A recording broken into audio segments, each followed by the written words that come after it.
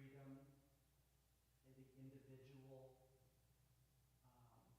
the importance of the human rights, the sanctity of the human person.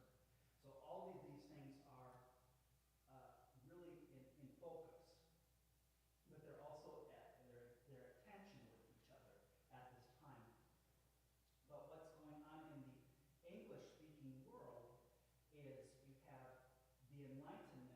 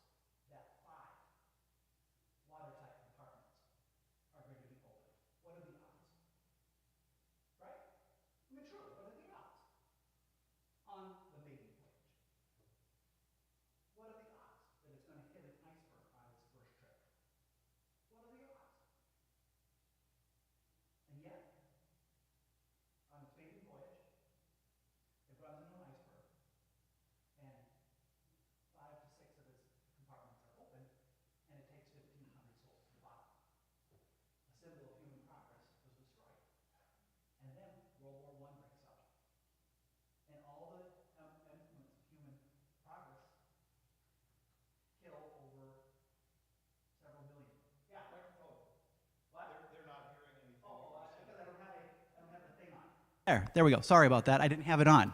So I'm just talking yam, yam, yam, yam, yam. Okay. So, sorry. Thank you. And so what we have is this industrialization, but then we have this tragedy of World War I, which we just commemorated with Armistice Day, now Veterans Day. So now I want you to think about the Industrial Revolution.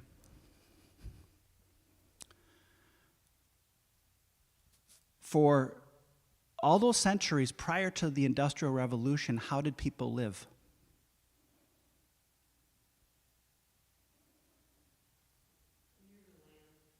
Exactly. Didn't have electricity. For centuries, they had lived pretty much, people had mom and pop shops, guilds. So you went to a store, you went to a shop and you had your shoes fixed by a cobbler. You had your barrels made by a wheel, I can't remember, but there you have wheel, those names that we have today, miller, wheelwright, cobbler, what have you. You have farmers and stuff. But then the Industrial Revolution comes along and changes everything. I mean, look at this one simple device that we have here that gives us light here. That one little thing that we buy, think about how that changed everybody. That has changed everyone's life. Because prior to that, for centuries and centuries and centuries and centuries, since the dawn of humanity, how did people live? From sunup to sundown. That's, how people lived. But now, with electricity and the light bulb, you can stay up as long as you want, and that completely changes your sense of time. Now you can work longer because the lights are on. Yeah, electricity. And so how that changes everyone's sense of life. Now, fast forward to today with technology that we have, you notice how time is getting fast. Things are going faster and with the automobile, the train, now the computer, and now with AI, etc., how it's literally changing our lives. Now, my question is how the church responded to the changes that were happening in the midst of the French Revolution period. The church managed to navigate that, but the church was absent in the midst of the Industrial Revolution, especially in Europe, because it began to talk and sound like the world in Europe. In North America, it didn't. It still taught biblical truth, but in Europe, it began to sound more like the world. Now, the question the church needs to face is, with the technological changes that we're facing and with AI, how is the church going to respond when 25 million people are out of work and homeless? That's a big challenge for the church to think about, because that's going to be a huge spiritual crisis in the world. Huge crisis for the church. And it's almost, if you think about it in terms of Revelation, I mean, that's a apocalyptic type of change. Well, your government has been funding many programs to support the poor and the hungry, and we just had 40-some days of Yeah. But what happens when all that money runs out? When people aren't able to work? Right. Because now you're having 25 million come out, and they're saying, why doesn't the church do more? yeah. So those are big questions. Yeah. So that's some big things that we need to think about. And so that's why, that's why books like Daniel are so interesting, because he's a person that watched his nation be destroyed. Judah was destroyed, and his culture was completely, his whole world was upended, right? I mean, think about it. His cultural, so his nation was destroyed. His world was upended. They were taken from their home to a foreign place. Now, we can have that actually happen to us without moving. You can have your whole world flipped and upended without having to move to another place. So take a situation like with an AI thing. You've worked and trained and studied to be, let's say, a top-notch technician. And all of a sudden they come along and say, we're sorry, we're phasing out your job for which you have worked X number of years, and this is all you've done and all you've known and where you love, but now it's going to be turned over to AI. Right? Now your world has been completely destroyed. Just like, Daniel's world, if you think about it. And now you're in a place of exile from the world that you knew. And what do you have to ground yourself? Well, what did Daniel have to ground himself and his friends? What did they have to ground themselves in the midst of profound upheaval? What? Their faith, their relationship to God, their tradition. Now, we might think of tradition as, maybe boring and rote and stagnant. It depends on how you use tradition. I love that song from Fiddler on the Roof. If you ever seen that, I think it's the first song from Fiddler on the Roof. It's a great song where they go, tradition, tradition. It's a great song. And there is something to be said about tradition. It's great. There's something about that. Because there's something familiar about it. And when you don't have those traditions, you feel a sense of dislocation. And you know that. It's like when we're entering into a season of tradition. What? Well, it's tradition to have turkey and stuffing and dressing. And what happens if you have burritos? Right. People freak out.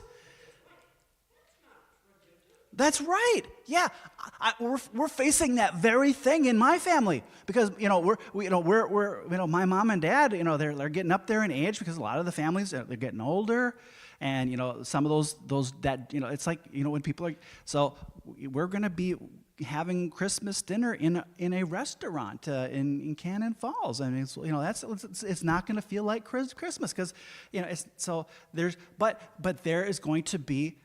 This is going to be a time of where new traditions are written, and so that's hard. That's hard. So that's why there's angst, because there's the tradition. That's because you're so used to. That's why change in places like this, in an established congregation, causes so much angst because there are traditions. That's why when you have people that sit in certain spots and they come and they find someone sitting in their spot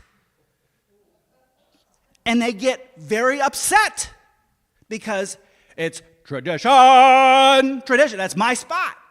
And that's where God talks to them. That God can't sit, God cannot talk to me here. Even though it's in the same building, and I'm sure God would talk, unless there's unless the whatever, right? But there's something, maybe because that's where you grew up and that's where grandma and grandpa, it's just that's how it is. It's hard, or moving. This place has gone through some significant changes. Like where the there used to be the altar used to be here, and the orientation of the building used to be this way, and so it would be interesting to kind of reflect with people that have been part of this congregation, and I know taking the pews out of here and putting the chairs in here from Zimmerman, that caused angst. And then bringing the congregations together here, that caused angst, tremendous angst. But those traditions, so what do they serve? Do we worship the traditions like the Pharisees do? Or do those traditions, do they help us connect with God? Or, so that makes us think about those things, right? Yeah. I don't know where we're going, but it's just, that's what makes Daniel such a compelling book, is because I like Daniel for those very reasons, because he went through very big changes and shifts in his own personal life and in a time of cultural and political shifts, and how he modeled that. So we talked about some of those things last time. All right. I just want to make sure we don't run out of time like we did last time. Okay, we talked about King Nebuchadnezzar, and there's King Nebuchadnezzar, looking really cool with that big beard. Excuse me. And there's Babylon. We talked about Babylon and the ziggurat there, and the Hanging Gardens of Babylon. We talked about the rolling pin of Nebuchadnezzar and rolling out those wonderful decrees there. So that's the and of course the writing there is cuneiform. It's a special wedge-shaped, pointed stylus type of thing, and that's the writing form that they had there in the Fertile Crescent of Mesopotamia. So that's their form of writing. It's called cuneiform. So it's just cuneus means it's just wedge. It means wedge in Latin. And we talked about the big statue, which is really a cool thing because Daniel is interpreting the Nebuchadnezzar's dream. So it's not Daniel's dream, it's Daniel's interpretation of the dream. And it is a really fascinating look at it. So looking ahead at where he is, Babylon, and then looking ahead to the Persian Empire, the Greek civilization, the Roman world, the empire, and then the world civilizations that are going to come after that. And of course, we spent a great deal of time reflecting on the feet mixed with clay and iron and how they are fragile but strong. And so that we spent some time talking about that. And of course, we use this one as an example. And that lower down block, looking at, so there's a lot of speculative stuff that, is interesting, but we have to approach those with great, great caution. Okay. All right. So that's where we stopped last time. So Daniel was likely written, in the age of 540 to 530 before Christ. And while Daniel's in captivity and his friends, he's remaining devoted to God, which is really awesome, despite the idolatry and constant pressure to conform to the ways of Babylon. So that is one of the big takeaways from Daniel's book, because we live so for us, there is a huge cultural pressures to conform. We live, you think about today, we're people of faith, we're trying to follow Jesus. There's expectations, there's traditions, there's beliefs that we hold to as Christian people. And we live in a world that is awash with all kinds of beliefs, pseudo-beliefs, politics, and we live in this world, all that kind of stuff and emotions, and so how do we navigate the world we live in as with integrity and truth, but also with a sense of kindness and respect to others? And we see that well displayed in Daniel's book. And we see in Daniel, we talk about first person and using I and me. So we do see the first part of recording his history. By the second part, we see account of the visions that we see. So we do see, like, for example, some just kind of his respect, his respectfulness. I think we were talking about, like, the food situation that he was in. Come on. Oops. Oh, gosh. It's kind of hard to do when you're all of a sudden you have a thought pop in your head and you're trying to find something. Oh, yeah, here we go. Yeah. Here we go. Got it. Okay. So this was good. I mean, I like this part here. So the king had commanded his palace master Ashpenaz to bring some of the Israelites to the court, and young men without physical defect. They were taught. The king assigned them a daily portion of the royal rations of food and wine. So they were educated. So they were brought to the court. And among them were Daniel, Hananiah, Mishnah, Azariah from the tribe of Judah, and the palace master gave them the other names. So they gave them. So Daniel he called Belshazzar. By the way, if you like music, Handel, George Friedrich Handel, wrote I don't believe it's an opera, I think it's an oratorio, but he wrote an oratorio called Belshazzar. So if you like Handel's music, which I do, I actually have a recording of it, so it's about that, but it's called Belshazzar, so it's really quite cool. Got some good stuff in there. So it's Belshazzar, Hananiah he called Shadrach, Mishael he called Meshach, and Azariah called Abednego. So isn't that interesting? So he gives them Babylonian names. So what's he doing there?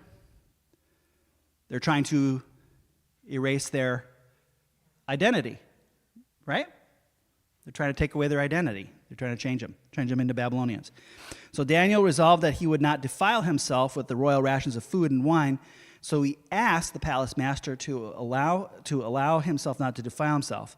Now God allowed Daniel to receive favor and compassion from the palace master. The palace master said to Daniel, I am afraid of the Lord, the king, has appointed your food and drinks. If he should see you poor condition and the other young men of your own age, you would endanger my head with the king. So Daniel asked the guard over the palace, blah, blah, blah. Please test your servants for 10 days. Let us be given vegetables to eat and water to drink. If you can compare the appearance with the other people who eat the rations according to what you observed. So he agreed to this proposal and tested them. At the end of the 10 days, it observed that they appeared even better and fatter than the young men who had given the royal rations. So the guard continued to withdraw their rations and wine and drink, and they gave them vegetables. And these 4 young men. So you see there was respect there. And he wasn't complaining. He wasn't, he wasn't giving him attitude. So there's an element of, respect there in the midst of. So he wasn't going out there and being, a whiny, jerk, and he wasn't being a pain in the neck. And so he was.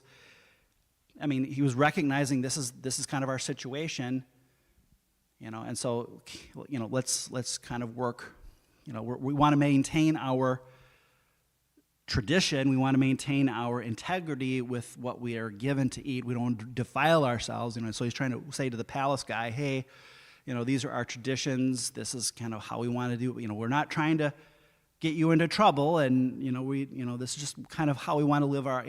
We're not complaining, mind you. Hey, this food looks really fantastic. Kudos to the chef, but this is just how we want to be. Can we kind of work things out here? And the palace guy is saying, hey, well, and I don't want to get in trouble here. This could cost me my head because this is Babylon. Babylon. I don't know how they do things in Judah here, but here in Babylon, we lose our heads, and so they kind of work things out. Hey, that's pretty darn cool. Okay, that's pretty darn cool. Okay, so here we see Daniel is remaining devoted to God, and there's an element of kind of working things out here. despite the constant pressure. So, I mean, you think about the pressure to conform is even right there. Hey, you guys could get killed. He could get killed. Hey, if we show that we're getting sick, this guy could lose his head on account of us. So that's just in that one chapter right there, chapter 1. That's a big deal. Yeah. All right. So we have the book of Daniel as its author. Jesus mentions Daniel as the author, so we see this in Matthew 24:15. The book derives its name from Daniel, lived in exile. Some segments of Daniel include a royal decree, likely written by King Nebuchadnezzar, and Daniel includes them as part of supporting material. However, there are those who believe that the book of Daniel was written way later. I remember when I was in seminary, that's what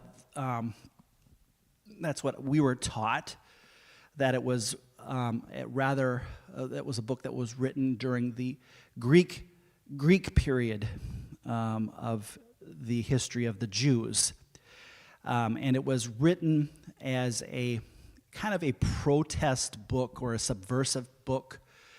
So they're looking to Daniel as this historic, heroic figure during a time of deep distress, but they're looking at themselves under the occupation of the Greeks, particularly this Antiochus Epiphanes, who had come, and I was telling you about him, Antiochus Epiphanes, who came in with his army, had defiled the temple with pig's blood and set up a Greek statue to the god Zeus and was doing all terrible things, and there was this rebellion that was happening, and so they were looking to Daniel as this kind of this resistance figure, and this kind of time, because what Daniel's doing is passive resistance, in a sense, peaceful passive resistance. I mean, he's not being violent, and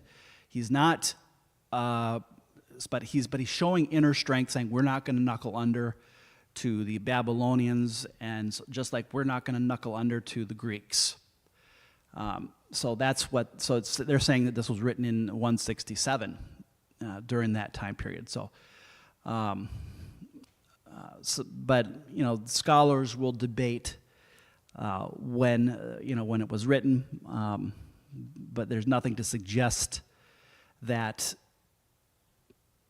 it was not written in Babylon. So that means a lot of scholars still continue to believe that it was written in the Babylonian captivity. But there are some scholars that will say, well, it could have been written here. So I just want to throw that in, just to let you know that there is some other scholarly opinion, and that's the one that, like I said, that's one that was. I remember the Old Testament professor at my seminary he ascribed to that school of thought, and that was really fun to listen to in debates, because there were some students who were like, oh, that's impossible, and it's like, for me it's 6 of one, half dozen of the other. So it's like, you know what, it's all good.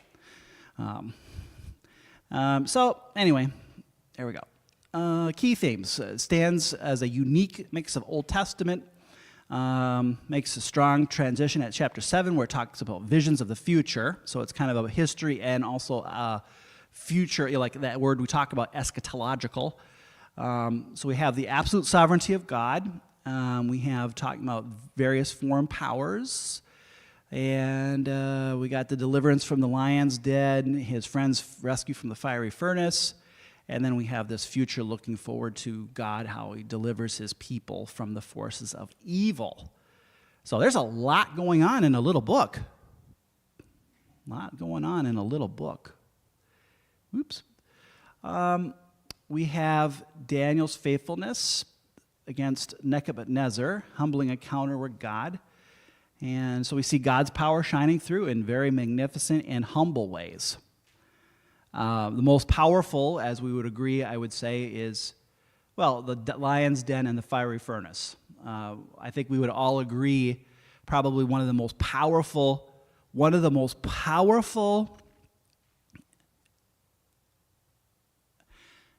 or I should say, the two most powerful images that we have from this book is where the three guys do not bow. Right? I mean, they're commanded to bow, and they don't. And Nebuchadnezzar makes the furnace even hotter. And the guys that are making it hotter, they die. And they say to the king, do what you will. We know God can save us, but if God chooses not to save us, we will not bow. That requires an enormous amount of faith. That requires an enormous amount of courage, where you have the king there and you have the multitude there to be able to do that. And then the other scene is where you have Daniel himself hearing about the imperial decree, and he's still praying to God, and he's thrown into the lion's den, and he comes out alive. Isn't that great? So, has anyone ever seen that kind of courage or experienced that kind of courage in your life?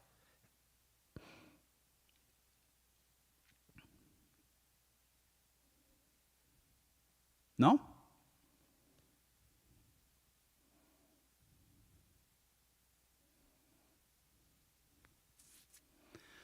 If you ever have a chance,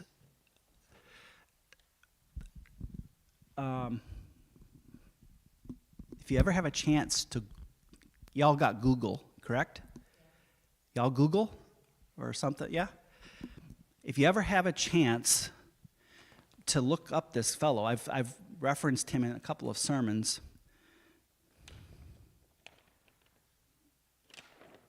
Well, I'm just going to use the back. I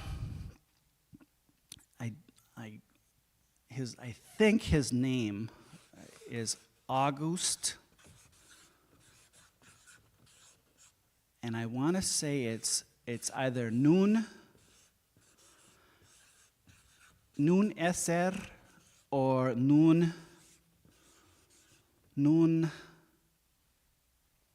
And are you looking it up, or okay, or Nun Gesser?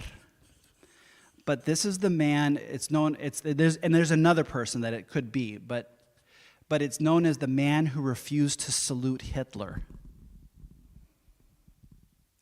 I see some nodding, and it's a really cool story. And so there was the launching of a ship, and this man had worked in this shipyard. And I don't know I can't remember what the backstory is. There's a couple stories behind it. It's either this fellow or this other one, but there was some different stories. What? It says August Landmesser. That's it. Thank you. Landmesser. That's it. I knew it was something Esser.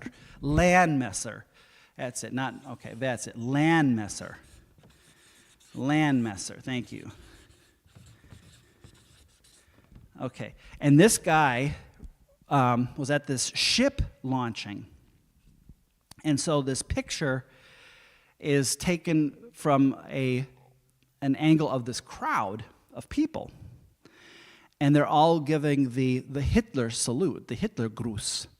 But he's the only one that's standing there like this. Everyone else is doing this, but he's standing there doing this. And that's exactly a Daniel or Shadrach, Meshach, and Abednego moment. I mean, he is not saluting. In the state that kind of a salute is expected and required by law. That's by law. And he's being photographed. There's a photograph. Yeah, there it is. So there it is. There's a picture. And so he's not going to be he's not being photographed. And So when a photograph like that is taken and it's like it comes out of that liquid, what do you think the Gestapo is going to do? They're going to get out that magnifying glass and say, who is that snarky little fellow? We got to find out who that person is and pay him a visit and find out what's going on there. And so there's a couple stories around that. But that is someone who was saying, I'm not going to do it. No matter what. That's a powerful story. And of course, when we hear these stories out of Daniel, there's good outcome. There's a happy ending. I think Landmesser, I don't think he survived the war.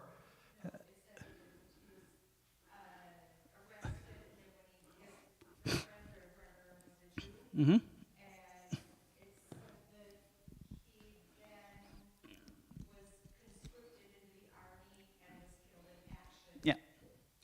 So that's usually what would happen is that he was, so usually if you were, for a German man, you were given kind of a choice.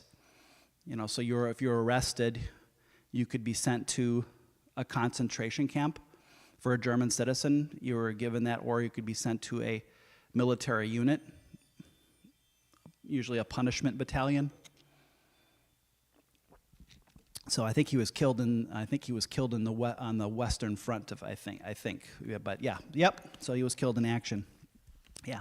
So that's what happened. Yep. But so there are for you, when you choose to stand up, I mean, think about the signers of the signers of the Declaration of Independence. These are people that stood up and say, no, we're not going to. And I think a lot of them did die during the American Revolution. So anyway, so they persist in their faith despite the threats, and they are the model of fidelity, who must endure the things that the future events depict, and the confession of God will be the one who will deliver the faithful throughout history, no matter what. So the good news is that God will deliver the faithful throughout history, no matter how evil rages, and that is the truth. That at the end of the day, God wins. We know the end of the story. I mean, that's the good news for us, as we know the end of the story. Okay. We have the book of Daniel. We have one that's dominated by the court tales and then the apocalypse. So it's got two parts. So the clue to reading the book can be taken from Daniel 3 and 6, where Shadrach, Meshach, and Abednego let the future be in God's hands. We have the visions of Daniel in 7 through 12, and then the stories in 1 through 6. So that's kind of our breaking it down. Some of our key verses that we have is 1:19 to 20. The king talked with them, and he found none equal to Daniel, Hananiah, Mishael, Azariah. So they entered the king's service. In every matter of wisdom and understanding about which the king questioned them, he found them 10 times better than all the magicians and enchanters of his whole kingdom. So obviously he was very impressed with them. So Daniel 2:31, you looked, O king, and therefore stood a large statue, enormous, dazzling statue, and awesome in appearance. And then we have the very famous, if we are thrown into the blazing furnace, the God whom we serve is able to save us from it, and he will rescue us from your hand, O king. But even if he does not, we want you to know, O king, that we will not serve your gods or worship the image of gold you have set up. I mean, wow! I love that verse. I absolutely love it. And I suspect they said that with, I wonder what that must have been like for them. I don't think they, and I don't see them saying it with anger or bravado or defiance. I think they said that with probably the most quiet, just, king, you're going to do what you're going to do. So if you're going to do it, do it, we're ready. We're just not going to worship your statue. It's a nice statue, but we're not going to worship it. That's it. Sorry. And I think that kind of talk could probably be very aggravating to a king. Just having that kind of that quiet, just And let's see, his eternal dominion, his kingdom endures from generation to generation. All the peoples of the earth are regarded as nothing. He does as he pleases with the powers of heaven and the peoples of the earth. No one can hold back his hand or says to him, what have you done? So it's basically just talking about how God is. I mean, God is God. God is powerful. And then here we have Daniel 9. You know and understand this, from the issuing of the decree to restore and rebuild Jerusalem until the anointed one, the ruler comes, and there'll be 7 sevens and 62 sevens. It will be rebuilt with streets and a trench, and in times of trouble, after the 62 sevens and the anointed one will be cut off and will have nothing, the people of the ruler will come and destroy the city and the sanctuary, and they will become like a flood. War will continue until the end, and the desolations have been decreed, and it will confirm a covenant with many for 1 7. In the middle of the 7, he will put an end to sacrifice and offering, and on a wing of the temple he will set up an abomination that causes desolation until the end that is decreed and is poured out on him. And what we have here is the foretelling of the coming of the Antichrist. That's what we have foretelling here, is the Antichrist. He will set up an abomination that causes desolation. So it's having the coming of the Antichrist is what is being told here. Yeah. What's that? I don't know. I don't have my study Bible here with me. Let me look here. Here's my good old trusty phone here. So I knew as soon as I read that verse, I knew that was coming. So, no, that's good. I'm glad you're asking. It is, let's see here. I suspect it is the lottery numbers for tonight. I'm just kidding.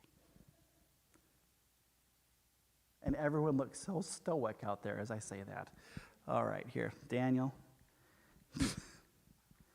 Yeah, but I know it's referring to the Antichrist here, but let's take a look. 25, 27, the meaning of the sevens, because I know the 7 is supposed to be the perfect number. Okay, all right, here we go. Perfect. Okay, here we go. The Daniel 25, 27 is a prophecy detailing a timeline of 70 weeks. Okay, 70 weeks. Or 490 years. That's interesting because we hear 70 times 7 in the gospel, where he talks about how many times should we forgive, 70 times 7. So 70 weeks, 490 years for the Jewish people, starting with the decree to rebuild Jerusalem and the culminating with the coming of the Messiah. It predicts a 7-week and a 62-week period until the Messiah, who will be cut off after 69 weeks, followed by the destruction of the temple by a future ruler. It also foretells the final 1 week of a covenant and future desolation.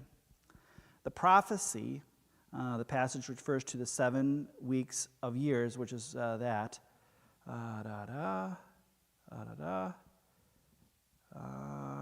Okay, let's see here. So the Messiah, after the Messiah is cut off, the people of the prince who is to come will destroy Jerusalem and the temple. In the last week, the prophecy states that he will confirm a covenant with many for 1 week, but will cause the sacrifice and the oblation to cease. in the middle of the week, and it foretells the abominations to lead to the desolation until the decree is fulfilled. So the Christian interpretation is that interpret the passage as a prophecy about Jesus Christ seeing his death as the cutting off of the Messiah after 69 weeks. The final week is often seen as the future period of tribulation before the end times. And I know that he will set up an abomination that causes desolation. I know that I've heard that referred to as about the Antichrist. I know I've heard that interpretation. Some other interpretations, some Jewish scholars interpret the Anointed One as Cyrus the Great, based on the context of the prophecy as a response to Daniel's prayer for the restoration of Israel. And let me just take a look at this little bit here. So this book is important to Revelation because he's outlining the rest of the history to the nation of Israel. So Daniel contains many prophecies, but the major ones about the future occur in Daniel 2, 7, and 9. And so here's this thing here.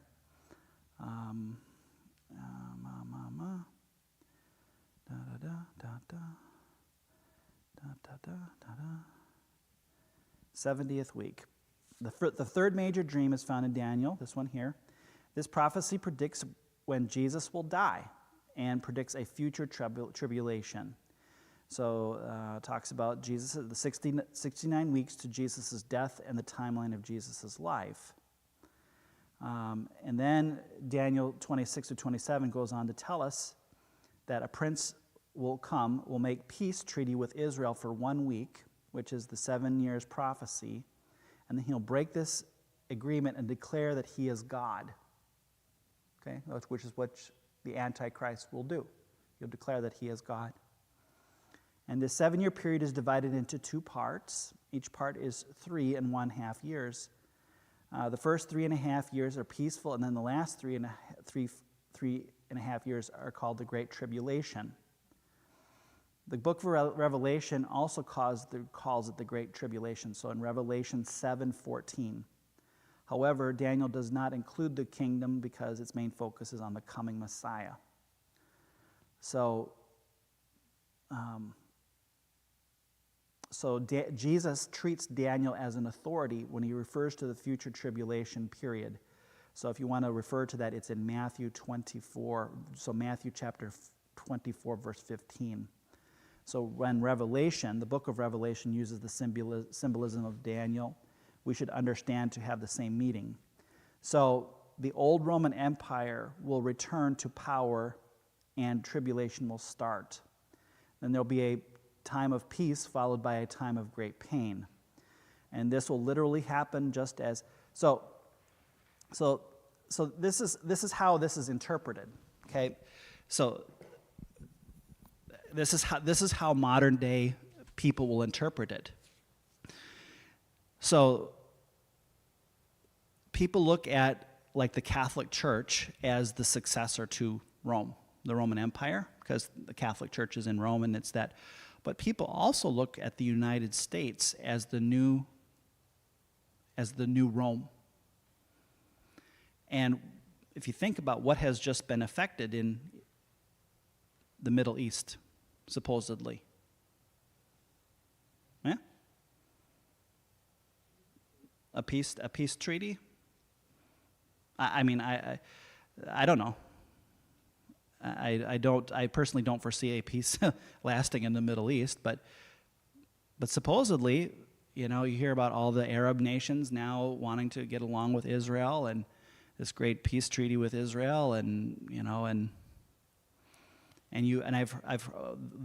talking in general terms, okay? So don't hold my feet to the fire in this because I'm not a great authority on Revelation studies and prophecy.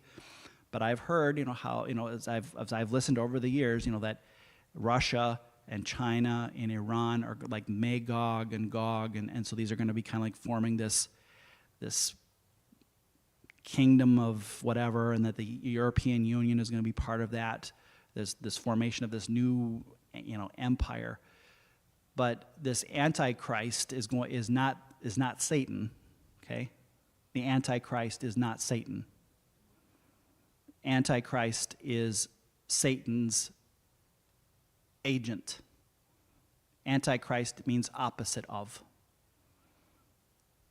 So he's going to be like God.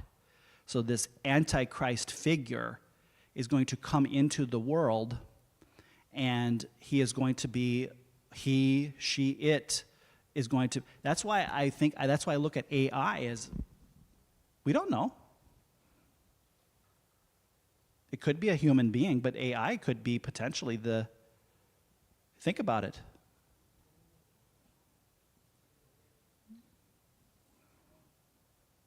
I mean, this whatever it's going to be is going to be seen as the great, is going to see itself as God, but it's not God. And this being is going to want to make sure that everybody has a mark. This being is going to want to bring peace to the world and is going to seem as this great benefactor. This being is going to look like it's like I'm bringing all this good stuff to the world. But what cost?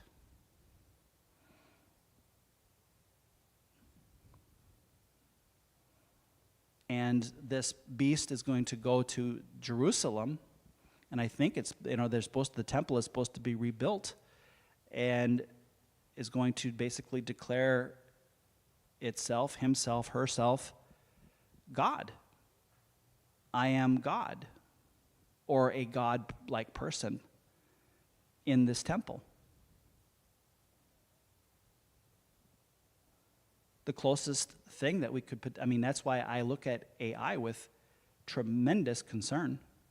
Because if you think about what potential that has to control the world and be like a godlike thing, is it? Think about the control if that can have literally over the world.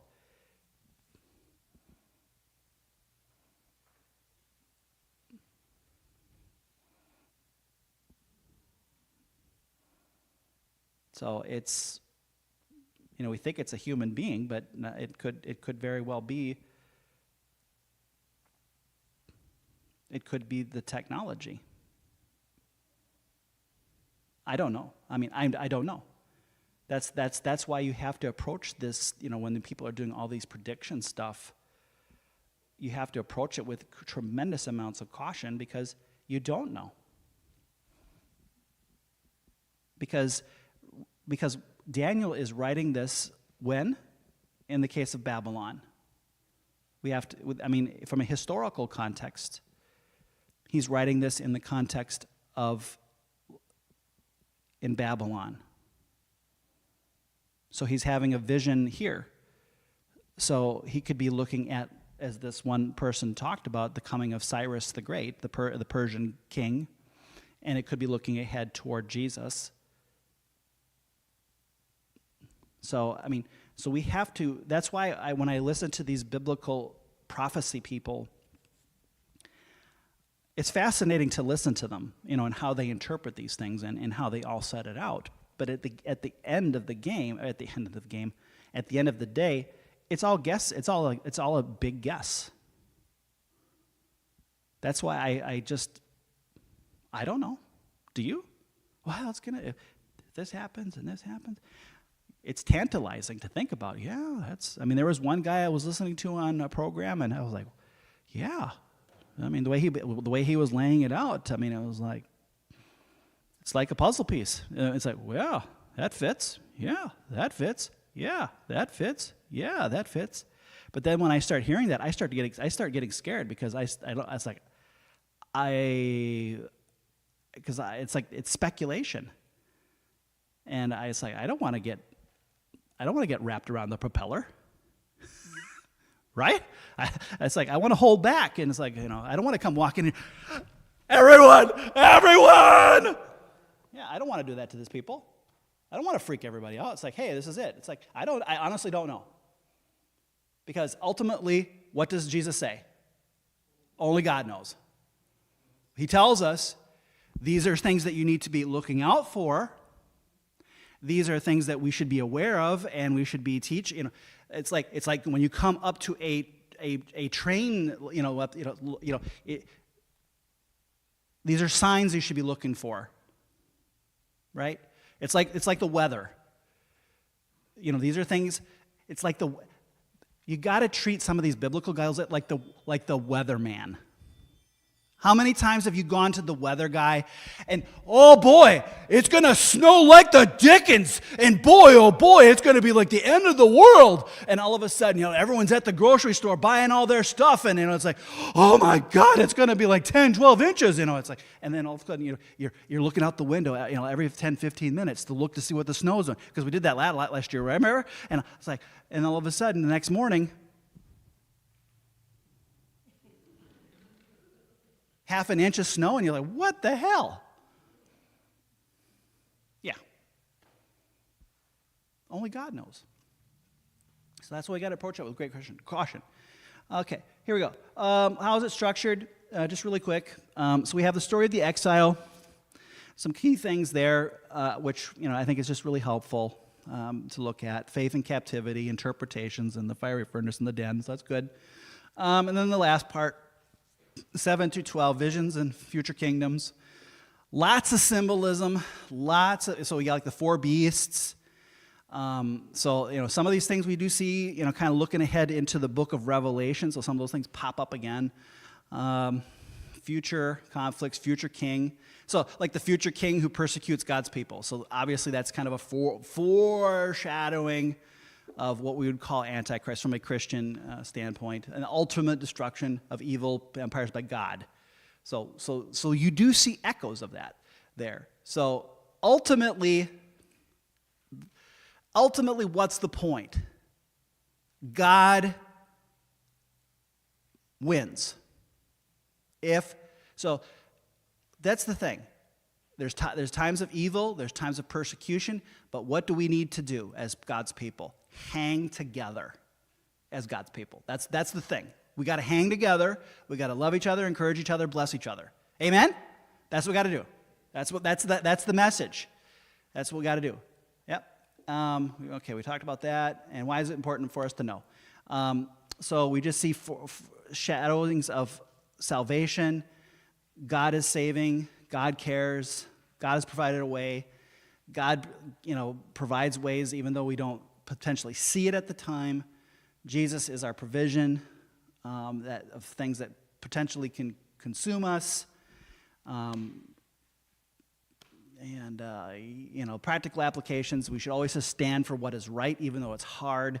God is greater than any punishment.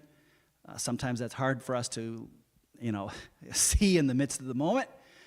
God does, can choose whether to deliver us or not, and that's true. God is sovereign, but He is trustworthy, and God knows what is best, and He honors those who trust and obey Him. And so here is this. Have you ever endured the weight of consequences of sin or felt that God has left you behind, that He has stranded you in a world that is far from the comforts of home? So the book of Daniel shows us how to serve God in the midst of such a thing. Persevere when even there it seems like there is no hope or there's no immediate solutions. I mean, I know what that's I know exactly what that is like. This past year for my family, we have gone through exactly that. My son broke his foot. My wife broke her ankle. We had to get a new furnace. We had car repairs. And we just learned that my son has a broken wrist that we got to have surgery on. And so all of this has happened in the space of 12 months. And so I know what that's like. So how to persevere when there seems like there's no immediate solutions that get us down. So talk about being in a lion's den. Oh, yeah. So fun stuff. So, yeah. So that's why I love the book of Daniel. I mean, because we live in a funky world. Yeah. And God is in control. Right?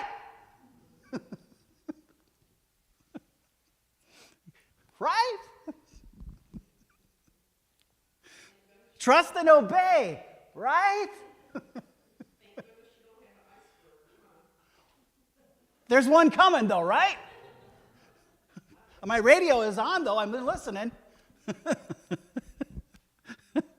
Everything's going to work out. I know it. I know the end of the story.